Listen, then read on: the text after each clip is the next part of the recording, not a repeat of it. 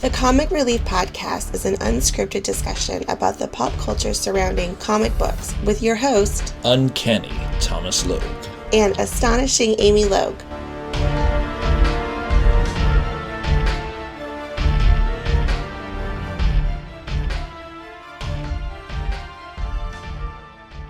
All right, here we are with another episode of the Comic Relief Podcast. I'm going to say it first. Spoiler alert. Because we are going to talk about Avengers Endgame, which came out this Thursday. And we saw it opening night at 9:50 p.m. And surprisingly, Amy stayed awake for the whole thing. Barely. But before we get into Avengers Endgame, I want to talk about how long it took to build up this entire series of movies. The first movie that started this entire chain for the MCU was Iron Man 1, which came out, do you know what year? 10 years ago. 10 years ago, because they do technically now, like I guess 11, because they do the studio, make it a 10.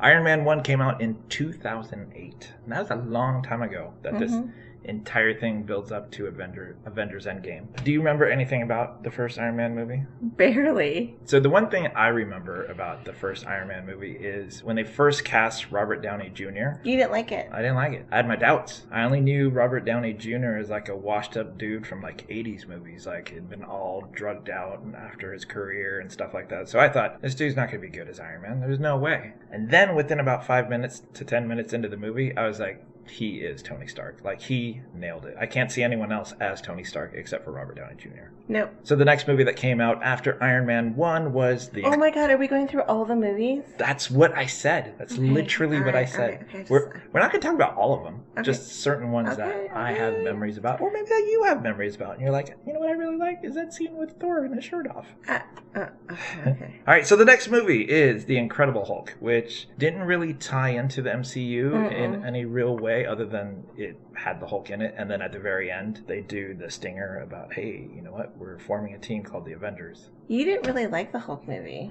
No, I didn't like any of the Hulk movies, really. All right, so next we're going to go down to Iron Man 2. Electric Boogaloo. So Iron Man 2 was kind of cool because it introduced War Machine, but originally it was not the current actor. It was, what's his name, who's now on that one show. He's on Empire. Oh, yes.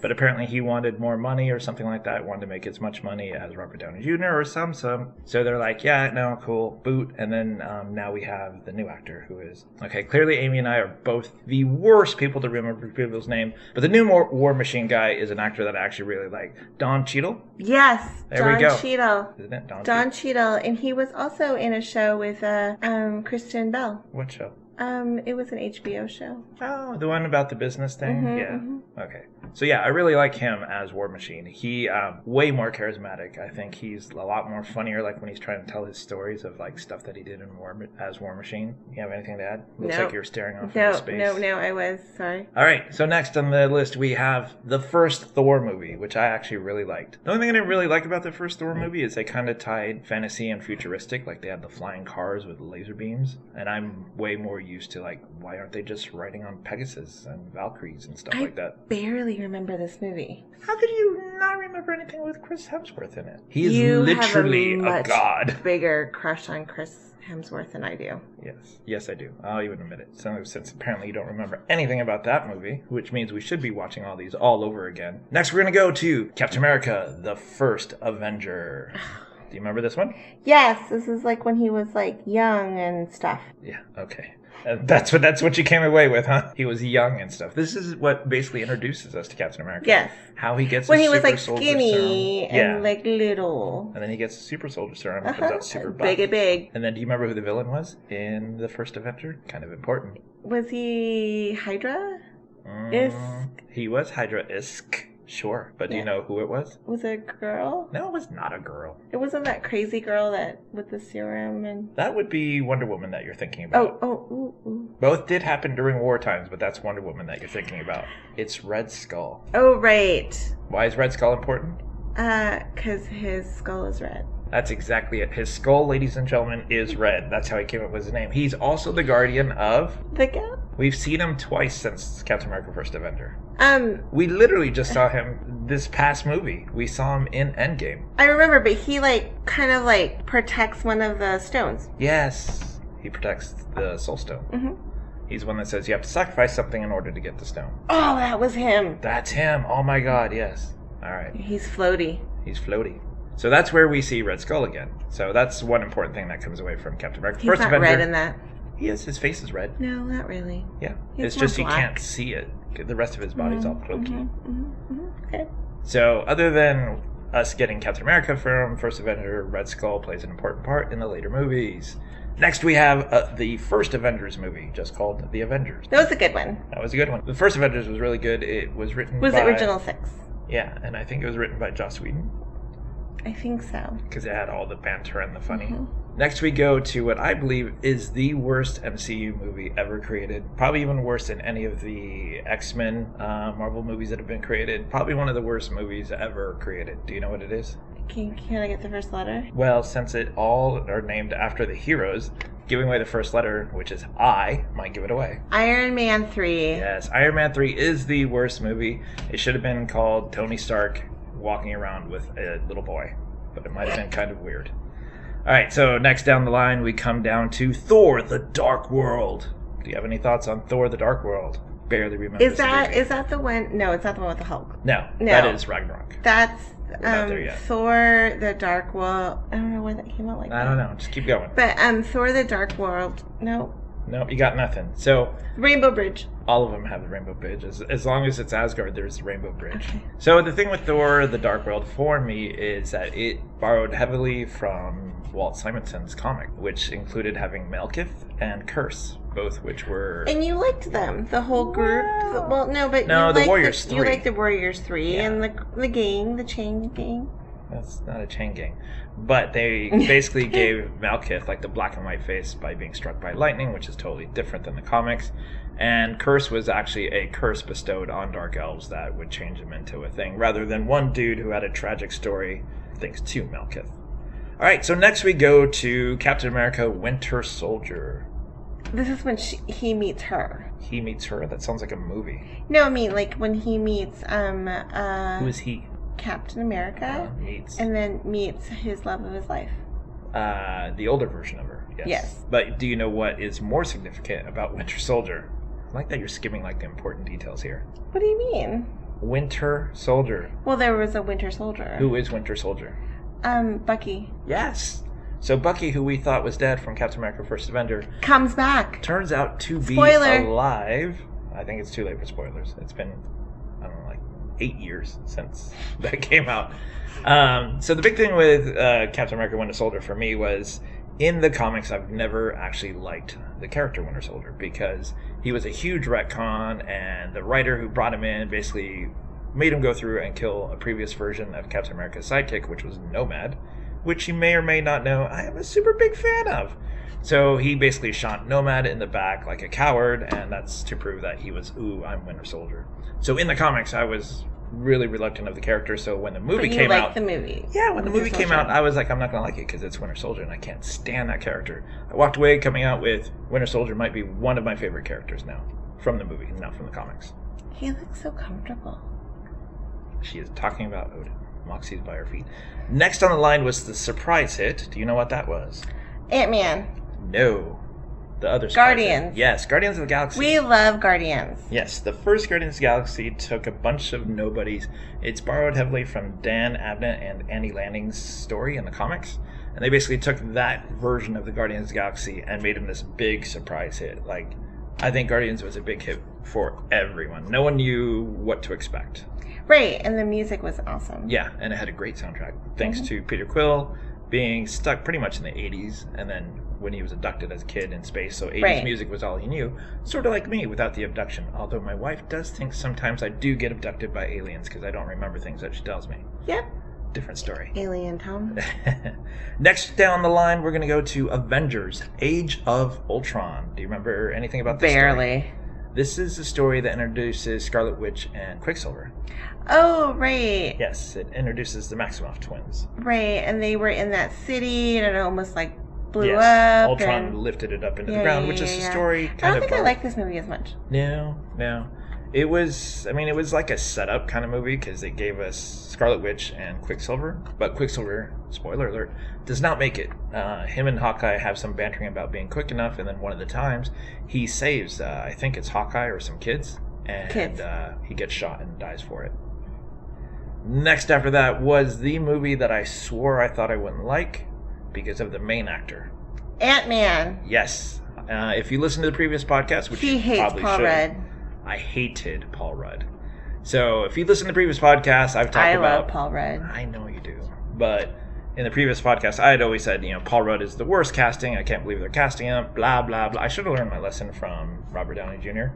and just stopped complaining about it.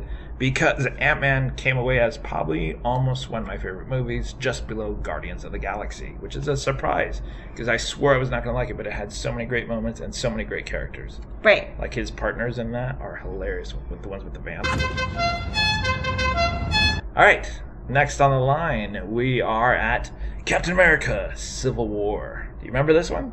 This one had a bunch of great moments. This is when the two teams fight each other. You have like Iron Man's team fighting Captain America's team. Oh, right. Is this where we didn't see Spider-Man yet, right? No, this is the first time we see Spider-Man. Right. Because Iron Man calls in a favor and Spider-Man shows up and takes Captain America's shield. Got it. A lot of great banter, a lot of great moments, because all this time in the MCU, Ant-Man has only ever shrank. In this movie, he says, hey, I have a secret, and he goes super big, and it's the first time we see it. It was pretty really, cool. really great. All right. Next down the line, we go to... Guardians of the Galaxy 2? No, Doctor Strange. Oh, I like Doctor Strange. Yeah, Doctor Strange was a really, really good movie. I thought it was really well done. I liked all the characters. Yeah, and I like the actor. Yeah, that's why I was saying, I know you like it, because you like... Sherlock. Yeah, or whatever his real name is. Benedict Cumberbatch. There you go. All right, next on the list is Guardians of the Galaxy 2, Volume Electric 2. Boogaloo. So what do you think of this movie? Do you remember?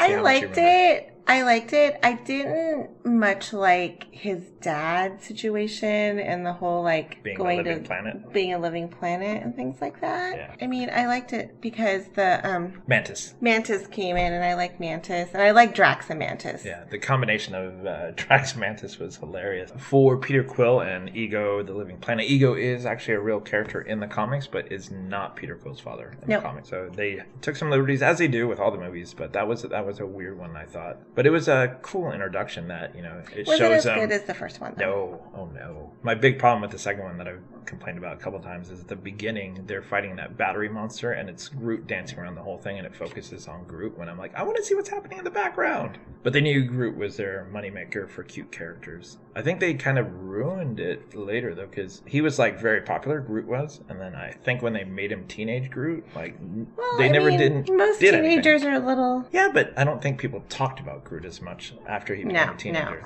When he was the big Groot and then the baby Groot, people loved it. Right. So that was Guardians 2. Next we get, finally, not actually part of Disney's MCU movie, but Disney and Sony made a deal. We get Spider-Man Homecoming. Do you remember this one? Yes. It's the one where Peter wants to go out on a date, and the father happens to be the same dude who is the Vulture. It was good. It was a good movie. There was a lot of great moments in that movie. Peter Parker's best friend is hilarious. Little chubby kid. He's funny. What's his name? In the movie, I don't remember. Okay. Next is probably the one that you like the most for Thor, and it is Thor Ragnarok. I like Thor Ragnarok. It is a great movie. It's got the action, it's got the humor, it's got a ton of humor, and a lot of great dialogue. So the one scene where he's like, "Oh, I know him. He works with me." Yeah.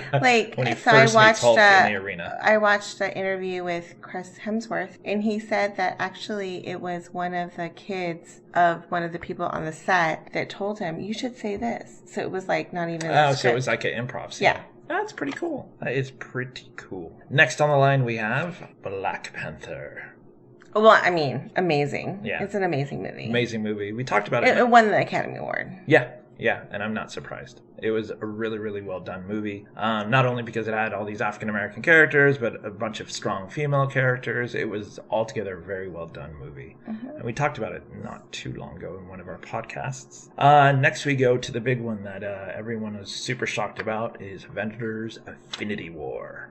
That's the one where Thanos snaps his finger and more than half the world, including the Avengers, all turn to dust. And it seemed like during this movie that they were going to use the Time Stone to go back But in no. time. Yeah, let's not get there yet. But they don't, because it feels like that would have been the easy way out, is using the time stone, but they don't do that. We'll get to that in a moment. All right, next we go to Ant-Man and the Wasp. I mean, anything with Ant-Man I think is good. Yeah, and this was a good movie because it also brought in Hope, and she was a super kick character. She was in the first Ant-Man, but she didn't really get too much of a chance to shine as a hero because she didn't have her own costume until the very end of Ant-Man. So in this one, we get to actually see her shine as a hero, and the villain chick, who's like a trans-dimensional kind of thing, was actually pretty cool. Her name was Ghost, I believe it was. And then this one we just talked about in our last podcast, Captain Marvel. It was great. It was a great movie, so we don't even really have to go over it again. Just listen to our previous podcast to hear all our thoughts on Captain Marvel. And then now we are finally to the last one. We are at Avengers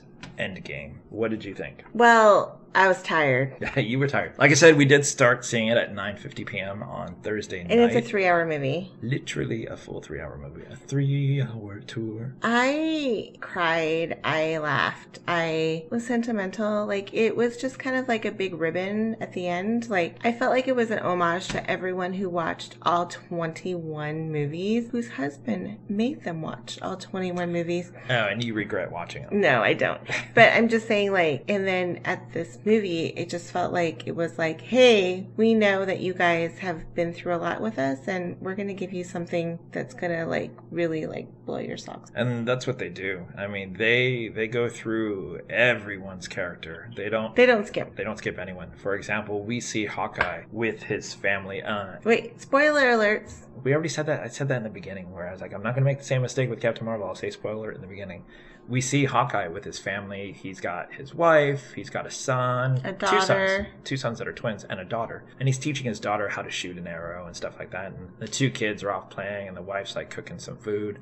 And she's like, I got like ketchup, mayonnaise, and mustard. And the daughter's like, who puts mustard on their hot dog? And he's like, I'm a full ketchup kind of guy. And that's It's the other way around. It's the other way around. Someone said who puts mustard on their hot dog. Who puts ketchup on their sandwich and then they ask for mustard? I think it's the other way. I think she says we have ketchup, mayonnaise, and mustard. It's just because you like ketchup. No, I don't think that. I mean, I love ketchup, but I don't think that's it. So anyway, someone wanted ketchup or mustard, and Hawkeye goes to... But this is, like, let's just be real, though. This is, like, where Hawkeye was at the end of the last movie. Yeah. Like, he had no idea that this was going on. Yeah. And all of a sudden, his family disappears. Yeah, so he goes to pick up some arrows, and suddenly his family's gone, and he's, like, walking around at first calling for him, but then when he can't see him, he starts to panic. And he adopts a disguise that he used in the comics, which is Ronin, and starts going after various criminal organizations and taking them out. But in a very bloody, like, he's like no holds barred, like cutting people. He's dropped his bowskit and pretty much turned to swords, and he's like chopping people to pieces. He's like, I'm gonna kick. But he was gunning after everyone. It's eventually Black Widow who, when it comes down to it, she goes out and finds him and tells Well, you're him. Skipping a lot. Yeah, no, I'm focusing like on Hawkeye's story right now about how she's the one who goes out and finds him, and you know that they have a history together. And when it comes time for recruiting, it's her that, you know, she's there, and he's like, I've done some bad stuff. I can't be an Avenger. And she pretty much says, we've all done some bad things. And then they hold hands and they recruit Hawkeye as Ronin. Mm-hmm. And what else do you have? There is Captain Marvel. Captain Marvel does show up. She does show up. She saves Tony. Well, explain how she saves Tony. So Tony's got like what? Like barely any... Like less than a day of air left. And Him and Nebula. He's been talking into his helmet, and all of a sudden... Captain Marvel shows up, and she flies him back to the Earth, which is kind of crazy. I mean, I get that she's got all these powers, but she's got a lot of powers. She is extremely powerful in the movie. She's extremely powerful. It's a little much. Yeah. You know, but I mean, so she flies him back, and then there he is, and... I think you missed an important scene from that interaction between Tony and Nebula when they're both trapped in that ship. Oh, I know, and Nebula gave him all the food. The food. Like, he offers the food, and she turns it away. Yeah, Nebula, like, really turned into a good person. She did. She did. This whole movie, it was about her redemption in this movie as well. Yeah. So Tony came back, and they tried to figure out where Thanos is, and they figured it out. So they all band together. It's like what? It's Captain Marvel. It's Captain America. It's Thor. Hulk. who wears clothes now. Yeah, and glasses. And is a little bougie. It's to explain that. So Hulk kind of gets a midway point between being Bruce Banner and the Hulk. So he's not as big as he is as a Hulk, but he's not as small as he is as Bruce Banner. But he's pretty funny. He's kind of got this middle point, and people all recognize him obviously because he's green. And so when they're at the little cafe, the girls come asking for his autograph and a selfie. Yeah, and a selfie. And then who was it that was like, "Hey, do you want a selfie with me?" Ant-Man. And they're like, "Who are you?" And he's like, I'm Ant-Man. But we're skipping because when they went to go take Thanos, Ant-Man wasn't there yet. Yeah. Anyway, so they all show up at They all show up and they find Thanos and they kill him. Yeah, so it's Thor who kills him. Thor, Yeah, but... Oh, Nebula was there. Nebula was yeah. Because he says, maybe I misjudged you, daughter, blah, blah, blah, blah. And then Thor chops his head off and they're like, "What are you doing?" He's like, "I was going for the head." Because that's what they said. That's what Thanos said last time before he snapped his finger. Nothing happened. Yeah. So then it fast forwards to 5 because he years. said, "I burned the gauntlets." Right, he burned the gems. So then it fast forwards to 5 years. Yes. So 5 years into the future moves forward in the movie, and we see Black Widow is in charge of everybody. Yep. And then everyone kind of has their place. Like Captain Marvel does her whole thing with the universe. Yeah, she's out flying in space. And War Machine. War Machine was one of them, and then Captain America was off doing his own thing. He's doing a self-help class situation. For people who survived the Great Purge of Thanos' snap. Right. And then Iron Man, Tony Stark's out living his best life. And what makes it so good is he is now married to Pepper Potts and they have a daughter. Mm-hmm. Rocket? Mm-hmm. Rocket was one of them, right? I think so. I can't remember now. Anyway, so she's cutting it all up and they're trying to keep everything settled, but things are kind of crazy and people aren't super happy with, because basically half of the population's gone. Yeah, and even 5 years later when it shows cars are still in ruin on the sides of the road, automobiles are crashed into walls and stuff like that. So it looks like nothing has been cleaned up because half the population of the Earth is just gone. So we're sitting there and Black Widow is at her desk. Captain America comes back and they're having a conversation. On the side, so there's the van, Scott Lang's van. Yeah, so where he's still stuck in. Yeah, so if we go back, Scott Lang had gone into the microverse thing, whatever,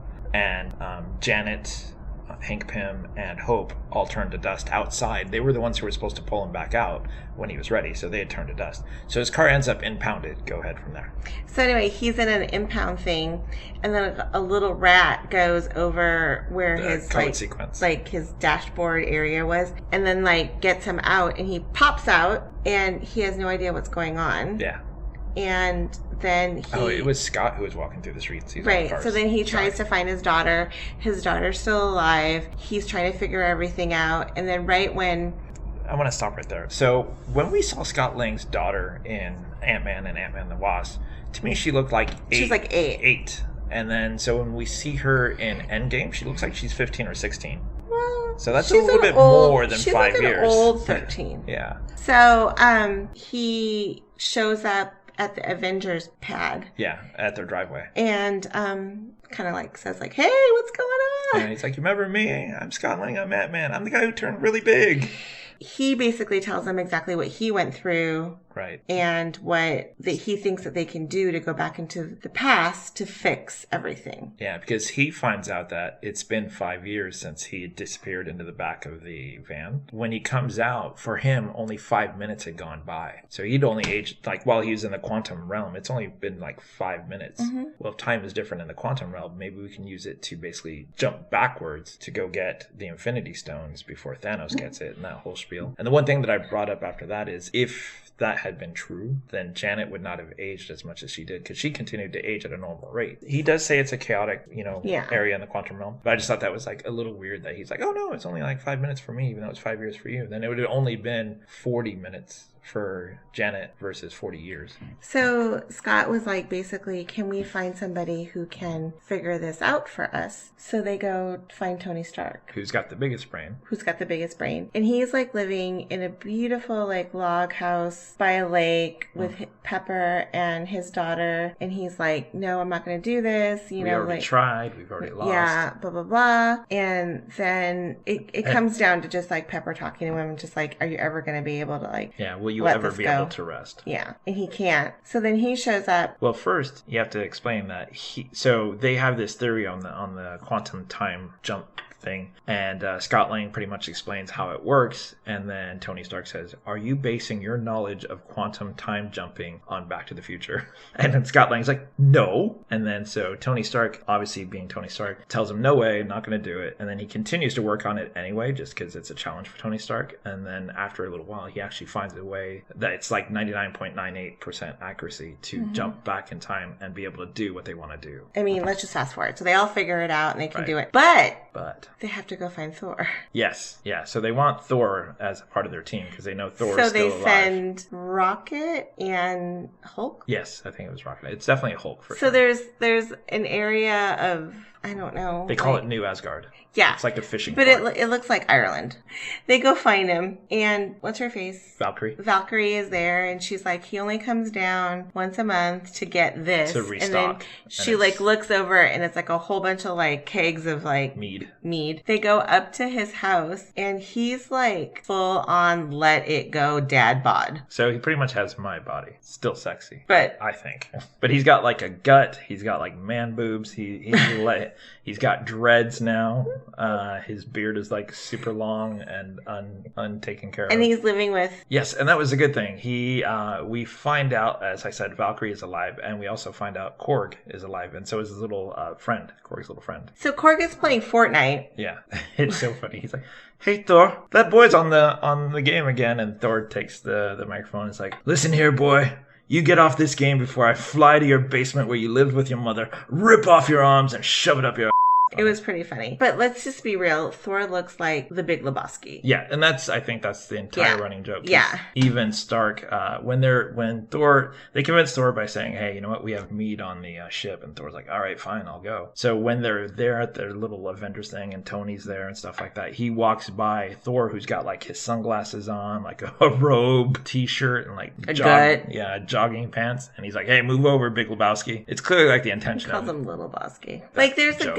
a good few times when you see Thor on the screen and his hands are down his pants. Yeah, and- he's got his hand like Al Bundy style with his hand down his pants, kind of like sitting there resting. So anyway, they try to figure out that if they can get the stones, they can pinpoint where all the stones are. They can get it all back together before Thanos does. Yes. One thing we should go back on that I just remembered. Before Tony agreed to help him, Bruce Banner was like, "Hey, you know what? I think I can figure it out myself." And then so they send Scott Lang back in time through the little machine that Banner had. And he comes back as like a teenager, and then they're like, "Oh, no, push him back." And they push him back in, push him forward. Then he comes out like an old man, and then they push him back, push him forward again. And he comes out like a baby, and then they push him back, push him forward again, and he comes back. And then Scott Lang's like, "Hey, I think I wet myself. I'm not sure if it's the old version, the baby version, or if I just did it." That was really, really good. Scott Lang killed it, or Paul Rudd did. Yeah, he really does. So we're going to fast forward to them, like basically They split up into teams to try to each of them get a stone and bring it back. Which stone you want to start with? We don't have to go through all of them. The big one, though, is the time stone when Hulk goes back and he talks to, I just remember his ancient one. I can't remember her name now, though. The one who taught Doctor Strange.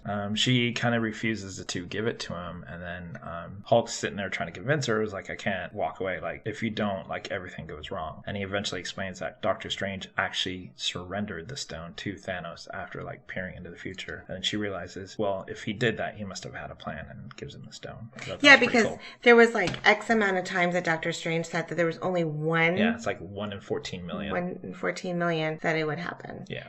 That's actually a huge part. Not a huge, but it's a big thing. It's a big 'cause thing, it you know? There's a conversation later about it. Yeah. So then the Soul Stone. Yeah, so we get to the Soul Stone, which is a pretty... that team is, I want to say... Hawkeye and...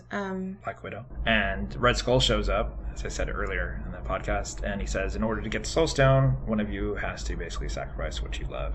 And so Hawkeye and Black Widow start basically fighting, like, "I'm not going to let you do it. It's going to be me. I'm not going to let you do it." And Hawkeye's like, "Well, I'm the one who's really effed up. I've lost everything. Just let me do it." And they go back and forth trying to fight each other, and they're like shooting bows at each other, wrapping rope around each other.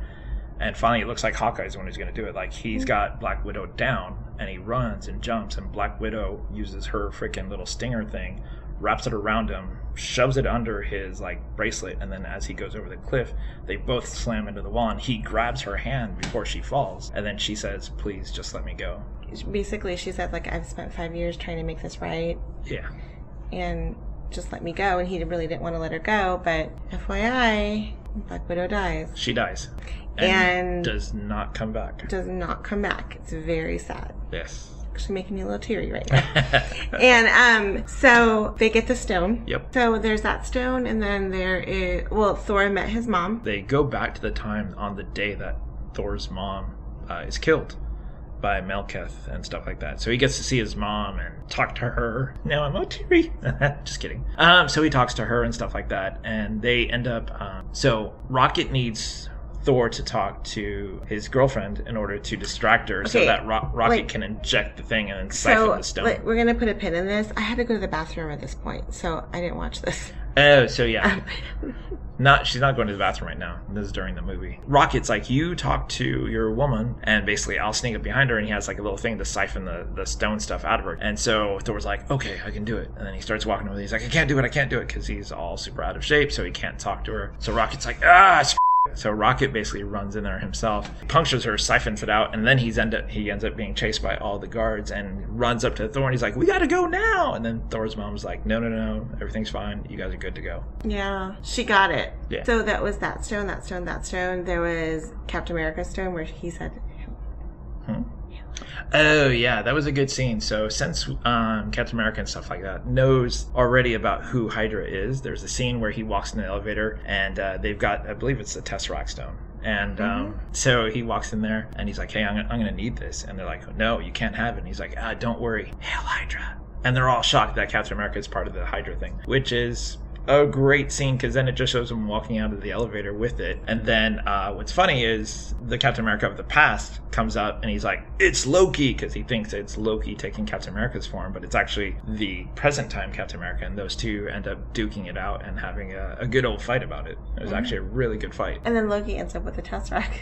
Yeah, that whole fight happens, and then so there's a plan to get it like downstairs, and the past version of the team makes Hulk walk down the stairs, and when he reaches the bottom stairs, like present time Tony Stark is walking by, and Hulk kind of kicks down the door and goes, I hate stairs, and knocks out Robert Downey Jr. before he can get the Tesseract Stone, and the stone basically slides in front of Loki, who is imprisoned at the time, and basically picks up the stone and then teleports away. And that's how he got the stone. Yep. They got some stones, not all the stones. Iron Man yeah. So they have to do another jump back. Yeah, Iron Man and Cap. Well, they try to figure out when the Tesseract and all of Hank Pym's Pym particles would be at the same time, so they could come back in time. Yeah, so they do one more jump back instead of jumping forward, and they go back to 1970. And this allows Tony Stark an opportunity to meet his father and basically talk to him and basically thank him for everything, and kind of tell him, you know what, everything turns out all right. Yeah. And then, so they have all the stones. Oh, and that's where Cap meets. Cap gets to see the love of his life again. Right. Because he is hiding away in a when they're looking for him in the hallway. He ducks into an office and doesn't realize it's hers, and then sees her through the window. I don't think we've talked about this, but they've gotten all these stones. But at the end of the day, they have to return all these stones back to the same times they were in, so the time strain doesn't split. Yeah, so that's something that it'll come up later for sure. Yeah. So anyway, they get all the stones. They have the gauntlet. Yeah. Pretty much. I think we're missing a stone, but I can't remember which one we're missing. Oh my God, we're totally missing something. Nebula. What about her? Oh, so that's who we're missing. We're missing Peter Quill's stone. Nebula is on a team with War Machine, I think it was, and they go back, and they're basically there to follow Peter Quill when he gets the Infinity Stone, the one that Ronan eventually gets a hold of. So they're following, and then what happens is Nebula has like this freaking seizure and stuff like that, and then past Nebula, and who is there at the current same Nebula time, are like. They basically share a mind link. So past Nebula, who is with Thanos and still quote unquote evil, basically reveals what the plan is. With Gamora. Yeah, with Gamora. And so current Nebula is like, I don't know what just happened. Something weird just happened. And so they basically follow Peter Quill. He gets the Infinity Stone and stuff like that. And so they get all the stones. And they get all together. Uh-huh. And then they go to... They remake the gauntlet. They remake the gauntlet. Because the original gauntlet is burnt out. So Tony Stark ends up making a mechanical version of the gauntlet. Mm-hmm. With the Iron Man. Well, past Nebula takes current Nebula's place. Yeah. So they capture her. So that's a big thing. Yeah. So past Nebula, evil Nebula, let's call her. Yeah. Comes back as good Nebula. Yeah, is pretending to be good Nebula. But she's actually there for Thanos. Thanos. So they make the gauntlet once again.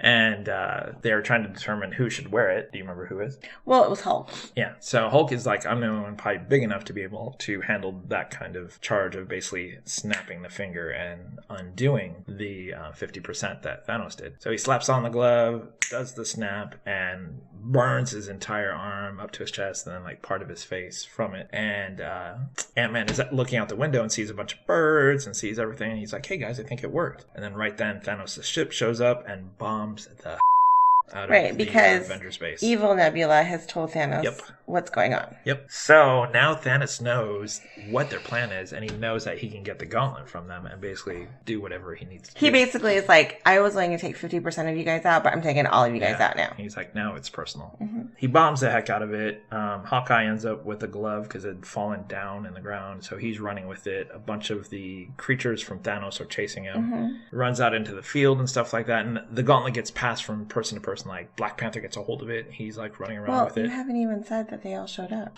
Well, that's what I said. When Hulk did the snap, it fixed it. Right, but in one scene, like they're all fighting, they're fighting, and then all of a sudden you see those little like round, the Doctor Strange portals open up, and all of the characters that had passed away from the last movie all show up. And with like massive armies too, like the Wakanda army shows up to fight Thanos' army. All these massive amounts of people after that, a bunch of Valkyries. They start to like pass the gauntlet back and forth to keep it away from Thanos. Right. Or from any of Thanos' crew also, because Thanos is chosen or whatever. They're called like Thanos' children. Can't remember their names. And at this point, Captain Marvel shows back up. Yeah. So they're all there as well. So not only did it undo where all the heroes died, it undid where the villains had died as well. Correct. There was a really cool scene where all the female characters got together. Oh, yeah. It's where Captain Marvel says, I'll take it from here. And he's like, how are you going to do that? And he's like, I have help. And then all the chicks show up to basically stand with Captain Marvel and help her out. It's a really, really cool scene. So it gets all the way to... Eventually Thanos gets it. And Thanos puts on the glove, remember? And he's about to snap his finger to do it again. And Tony Stark runs up and grabs it and pulls it. But Thanos still has the glove. And Thanos is like, yeah, I don't care. And he snaps his finger and nothing happens. And then Tony Stark lifts his hand and you see that his gauntlet, or his glove, is basically holding all the stones. And then... What does Tony Stark do? He snaps his fingers. Yes. And at what cost does that happen? Well, he's going to die. Yes. So Tony Stark does it, and because he is human. Yeah, he is mortal. His body cannot handle it. He doesn't have the mass that the Hulk does. He already has a weak heart on top of all that. So he basically pushes his body to the limit. There's a scene where Peter Parker shows up, and he's like, hey, we did it. You know, you did it. Like, all of Thanos' crew is gone. Blah, blah, blah, blah. And Tony Stark's just kind of like gazing away, just not even looking. And then Pepper Potts shows up and was like, oh my God. In her armor. Yeah. And that's the thing, that she was the other one who showed up. She's wearing the rescue armor, which is funny because earlier there's a scene where Iron Man says something along the lines of, yeah, don't worry, nothing I buy for Pepper she ever wears either. So it's kind of cool that she does wear the rescue armor at the end, and she pretty much says, go ahead and rest, Tony. Yeah, it was really sad. It was a sad moment. It was. So he dies. He does die. And that one during the movie did not get me too much. Like, I was like, oh, I was emotional because, you know, here's this character that I've known since 2008, but it was the next one that gets me the most. So now that Thanos has been defeated, he's gone, his armies are gone, whatever. Now they have to return the Infinity Stones back to their proper timelines. Mm-hmm. So they do the little thing, and Hulk's like, all right, go ahead. And Cap's like, I'll do it, you know. I'll take care of it. So they jump Cap back, and he goes back to all the spots, but then he overjumps a spot, and they can't pull him back. They're like, hey, he's overjumped his spot. And then like a few seconds later, this is the one I won't be able to talk about. You talk. Because this one's too much for me. Like, this is the one that got me during the movie. A few seconds later, he shows up on a bench, and Winter Soldier and Falcon. Winter Soldier goes, "Hey, look!" And then Falcon walks over to him, and he's like an old version version of himself. And he got to like go back and spend, you know, time with the love of his life. And he gives his Captain Marvel Captain America shield to Falcon. And he says that, like, you know, it's you now. So like he was like super just, you know, old but very like happy, you know, that he got to do that. You got to see like a scene where he's like dancing with her and they're just really happy because basically Falcon saw his wedding ring. He goes, "Are you going to tell me about that?" And then he goes, No, I don't think I will. So basically at the end of this movie, we know that Black Widow, Iron Man, and Captain America, Chris Evans, Captain America, are not coming back. Because Black Widow remains dead from the Soul Stone. Cap, obviously now like 80 years old, is not going to be Captain America anymore. And then you have Tony Stark, who's passed away. So in that scene where he passed away, they do a funeral for him, which is a pretty cool scene. They show everyone that's actually ever known Tony. And Amy caught it. I missed it. There's a kid that's standing at the very back, like when they kind of pan through everyone. It's the same kid from Iron Man 3. That he spent all that time with. But he's like not a little kid anymore. He's like a teenager now. Teenager, yeah. But I mean, it was all of them. It was like all the Guardians, all the Avengers and their families, Nick Fury. Yeah, Nick Fury shows up at the very end. You know, just like all of them. They were all there and they sent off. And and Tony Pepper and her daughter were there. Yeah, that's right. And then they put like a little reef on the lake. On the lake where it had his mechanical heart. Yeah. And do you remember what it says? What does it say? Just as proof, Tony Stark had a heart. Because it was actually his mechanical heart thing. So, I think that pretty much sums up the whole movie in 51 minutes. Do you want to talk about the stinger at the very end? There was no stinger. What was the hammering? Bing, bing. It's over. But what do you think that means? It means like this is over for this part, but then there's going to be more movies, obviously. You don't think that hammering means anything specific? No. Like, Oh, okay, so at the end, Thor gives up. Oh, this true. Being, he basically ends up with the Guardians. Well, explain why. So he goes back to New Asgard and talks to Valkyrie and was like, "Oh, you're back?" She says, "Oh, you're back?" And he's like, "Yeah, but I'm not staying. It's not like my place anymore." And then do you remember what he says? It's your place. Yeah, this place needs a king. And then he basically gives New Asgard to Valkyrie. Yep. And then we see him with the Guardians of the Galaxy, as you said. Right. And then there's like a thing with him and Peter Quill. Wait, what does he call it? What does he call the team? You don't remember? Mm-mm. So we see Thor standing in the Murano ship, and he's like, "Yes, we are the Asgardians of the Galaxy." Peter, it's going to be pretty funny if he ends up with them because like Peter Quill and him are going to go back and forth. Yeah, and stuff like because that. they're arguing over who the leader is. He's like, "Don't touch my controls," and he like swipes right. He's like, "I just told you not to touch it." He's like, No, I know you're in control, but we should go over here. And he's like, "We know who's in charge." "Yeah, we do." "Yeah, we do." Also, side note, the Gamora, the current Gamora is still dead. The Gamora that's going to be in probably the new Guardians is the old Gamora that is not in love with Peter Quill. Yeah, there's a scene where Peter Quill first sees Gamora again, but it's a past Gamora who has, it's fresh off of being like evil with, not really evil, but just questionable with Thanos. And hasn't not developed that relationship with Peter Quill, and he goes to like basically hug her, and she basically knees him in the nuts, not once but twice, and he says like, "First time you missed, second time you got them both." And then she looks like Nebula. She's like, "Really, him?" Yeah, she's like, "Him?" And it's cool. So there's that scene, but going back to Gamora and Nebula, there is a scene when current version Nebula is captured by Thanos. This is before, like way before. And Gamora says, "What becomes of us?" And she's like, "Oh, I tried to kill you a few times. But eventually we become friends and we become sisters." Yeah, so and it's that's when Gamora helps future Nebula It's going to be super interesting watching the new Guardians 3 because we're going to have a nice Nebula and not an evil, but not like evil, a questionable Gamora. It's a Gamora that does not have that relationship with Peter Quill. Yeah. Or with Nebula, really, Yeah. That's pretty much like the only movie that they really set up is like what the potential is for the next Guardians. Anything else to add? Well, are we going to talk about Vanderpump Rules? You want to do another Amy's Corner? Yes. All right, sure. So coming up next, we have Amy's Corner where she gets to talk about Vanderpump Rules because she's too lazy to set up her own podcast. Correct. So what happened last episode? I don't remember. I barely remember it. Oh, this is going to be a very short Amy's Corner. Okay, let's just see. Oh, Brittany goes and looks for her new dress. That's right. She's like, my body looks good in this. She's super cute, Brittany is, because she got that Southern girl charm to her. She's sweet. Everyone loves she's Brittany. Really sweet. Everyone loves Brittany. And then, so she picks out her. Oh, this was the episode where she picks out all her bridesmaids, and Kristen thinks that she's going to be the her because she's the maid of honor, but she's not. Yeah, and then ends up being her best friend from like high school. Correct. And then Katie is the matron of honor. honor. But Katie's a little suspicious of it because she feels old because the title of matron. Right. So there's that. And then did the boys go on a boys trip? No, they didn't. The only thing that I don't even remember if it was the last one, but something about Lisa was giving both Toms a hard time. Oh yeah. So basically Lisa went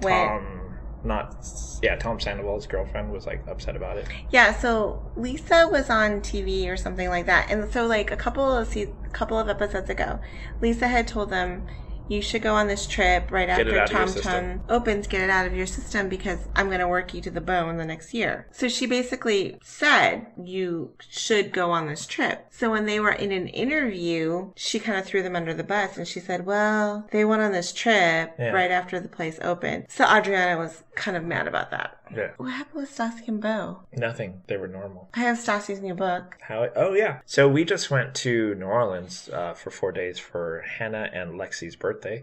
Happy birthday, girls. And Amy brought Stassi's book, which, by the way, was a spoiler for me because in the show, Stassi's not finished writing her book yet, so I didn't know it was done. There was drama about her trying to write the book, and now I know it's done. So anyway, Amy was reading the book on the flight and tweeted about it, and then what happened? Stassi retweeted me. Yeah, it was very cool. So Stassi actually retweeted Amy's tweet about her reading the book on the plane. Mm-hmm. Oh, there was the puppy party. Oh, yeah, James and his girlfriend's puppy party. What's his girlfriend's name? I don't remember. Blonde model. She doesn't. God, you're just like all the other ones on Vanderpump Rules. You'd be on the evil team, even though I hate James because James is still. He keeps saying he's grown, but he still snaps at a drop of a pin. Yeah. No, they had a puppy shower. Yeah, because James and his girlfriend just got the dog, so they do this invite for everyone. Well, they didn't just get the dog; they had it for 4 months. It's like a baby shower. You can't actually be pregnant with a puppy. So. Right, but baby showers are before you have them. Why are you like that? Why are you so anti-puppy? I'm not anti-puppy. It's no wonder the dogs love me more than you. Oh, that was a low blow. I think that was about it. And then this Monday is the last episode of the season. Which we can talk about at... Where are we going to be next? We are going to be at Free Comic Book Day. May the 4th be with you. Yep, May the 4th. And where is that located? Southern California Comics on Claremont Mesa Boulevard. That's right, Jamie. So since I'm promoting you, feel free to give me credit and stuff like that. It'd be really appreciated, even though I don't get a lot of comics now. You get one. But there are Bowen statues that I could go for. God. Even though I don't have room for those because of all my Legos. Anything else? No, I think that was it. We're probably going to see the movie again. I would like to see the movie again because there was definitely parts because I was so intent on trying to watch it all that I feel like I didn't get to enjoy it as much as I could as just relaxing. Because it's 11 years in the making. I was trying to catch everything and my brain was firing so fast. I'd like to just be able to, now that I know what happens, just go and watch it and relax. For sure. So, what are we doing the rest of the weekend? Oh, tomorrow we're going to watch Game of Thrones. Yes, Game of Thrones. We can probably talk about that at Free Comic Book Day because there'll be 2 more. Mm-hmm. Yep, that does it. And so here we are at just a little over an hour, which is a pretty good sized podcast. Mm-hmm. All right, so next time we'll see you, we'll be Sorry that it was all weird. Free Comic Book Day. Well, it was. I don't feel like we followed the timeline very well. Yeah, but we just saw it. It's not like it's super fresh in our mind. Anyway, we'll see you next time at Free Comic Book Day. May the 4th be with you. Oh, Jesus. What? Go. What? I'm trying to end it. I'm just what? End it. I was talking to my friend Cam at Tomcats, and she was making a little fun of me about the podcast, and so I said I'd throw a shout out to her. All right, so go ahead and throw your shout out. I did. It was a shout out. Say it again. You say it. No, I don't know. Shout out to Cam. You met Cam. I know, but I'm not the one who made a promise. Shout out to Cam. All right, so you can tell her it's at the very end of the podcast? Well, I mean, no. I mean, you I'm not going to spice it, but at the front. Cam, you'll have to listen to this all the way to the end to find out where your shout out is. All right. Well, I couldn't throw it in anywhere. Sure, you just did just now. All right. All right, and that's all. Bye. Bye. Don't forget to check us out at comicreliefpodcast.com, or you can visit our Facebook page at www.facebook.com/Comic Relief Podcast, or go to our YouTube channel, www.youtube.com/Comic Relief Podcast. And finally, there is our Twitter page, which is twitter.com/Comic Relief PODC. I'd like to give a special shout out to Travis Richards, who did the music for the Comic Relief Podcast. Visit his website at www.travisarichards.com.